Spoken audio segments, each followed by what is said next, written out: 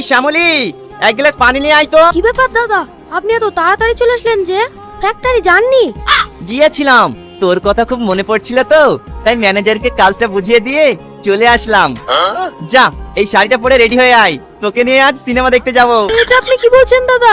দিদি জানতে পারলে অনেক খারাপ হবে। আরে ভয় করিসনি তো, কিচ্ছু হবে না। তোর দিদি আসার আগেই আমরা চলে আসবো। কি ব্যাপার, তুমি কখন আসলে?